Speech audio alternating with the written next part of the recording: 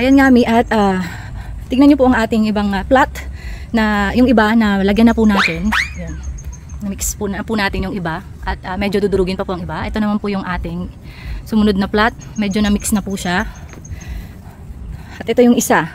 Hindi pa po ginagalaw yun dahil ililipat pa po ito. Ito yung pinakita ko rin na tumubo ng mga buto ng pinagtapunan lang natin ng pinagbalatan at pinagtapunan ng buto ng papaya. So ayan po tayo kanina. Ayan mga mi, alas 4 na po ng hapon pero ang init pa rin. Umpisahan na po nating taniman itong plat na to, tapos yung plat na to. Tapos dun din po sa dulo doon. Ito, bawat linya, hulugan po natin ng tig-2 pechay. Ayan, bawa. Unahin po natin dito. Ayan. Tapos mamaya po natin diligan pag nalaglag na natin.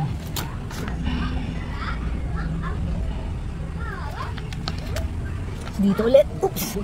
Dalawa ulit. Dito rin. Ayan. At natapos na natin yan. Tingnan nyo mga mi. Ayun. Ito po. Close up natin. Diligyan na.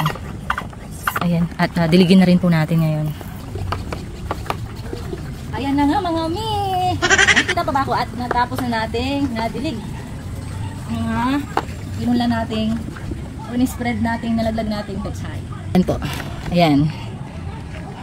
Ayan din po ang isang plot natin. Ito, susunod na araw na lang dahil hindi pa tayo nailipat.